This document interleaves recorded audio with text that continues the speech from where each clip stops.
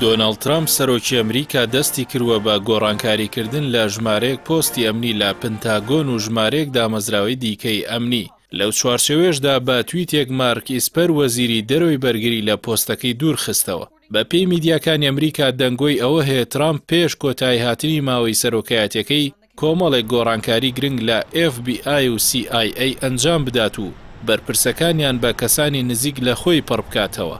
هاوکات وەزارەتی بەرگری ئەمریکا لە ڕاگەاندراوێکدا ئاشکرای کردووە هەریەک لە ڕاوێژکاری سیاسەتە ئەمنیەکان ڕاوێژکاری هەواڵگری بەرگری و بەڕێوەبەری نووسینگەی وەزیران دوای دوورخستنەوەی مارک ئیسپەر دەستیان لە کار کێشاوەتەوە. جگەلەوە دوای لە کارلابردنی ئیسپەر جێمس ئەندەرسۆن جێگری ڕاوێژکاری سیاسەتی ئەمنی وەزارەتی بەرگری دەستی لە کار کێشایەوە.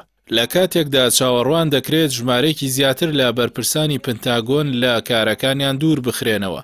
دەنگۆی ئەوە هەیە دۆناڵد ترامپ بەڕێوەبەرانی CIA و FBI لە پۆستەکانیان دوور دەخاتەوە. لەو چوارچێوێشدا گینا هاسپێل بەڕێوەبەری CIA ڕۆژی سێشەمە لەگەڵ میچ کۆنێل سەرکردەی پارتی کۆماری لە ئەنجومەنی پیران کۆبووەوە. ئەم گۆڕانکاریانە هاوکاتن لەگەڵ ئەنجامە نافەرمیەکانی هەڵبژاردننی سەرۆکایەتی ئەمریکا.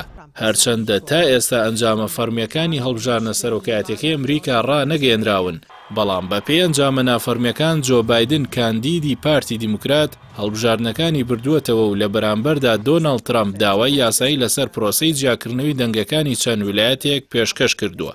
لەگەڵەوەشدا میدیاکانی ئەمریکا لە زاری شرۆڤەکارانی سیاسیەوە دەڵێن گۆڕینی هەموو ئەو پۆستانە ڕەنگە پەیوەندی بەو قۆناغە یاساییەوە هەبێت کە دۆناڵد ترامپ لەبارەی پرۆسەی هەڵبژاردن دەستی پێکردووە. دۆناڵد ترامپ پێش هەڵبژاردننی سەرۆکایەتی ئەمریکا دانی بەوە دانەنا کە لاگەری دۆڕانی کۆشکی سپی بەجێ بێڵێت.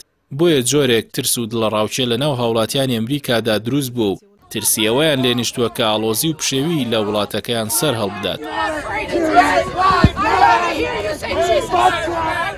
لەسەر ئەو پرسە مایک پۆمپیۆ وەزیری دەرەوەی ئەمریکا لە نوێترین لێدوانیدا ڕایگەاندووە لە ماوەی چەند مانگی داهاتوودا ئاڵوگۆڕی نەرمی گواستنەوەی دەسەڵات دەبینرێت بۆ سەرۆکی داهاتووی ئەمریکا کە ئەگەر خودی ترامپ یان جۆ بایدن بێت.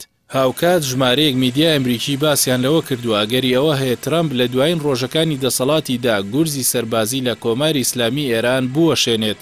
هەرەوەش هۆکاری سەرەکی گۆڕانکاریەکانی ناو پنتاگۆن و CIA. لەو چوارچێوێشدا وەزارەتی خەزێنەی ئەمریکا ژمارەیەک سزای نوێی لە 2 ڕۆژی ڕابردوودا بەسەر دامەزراوە و کەسایەتیە ئێرانیەکاندا سەپاند.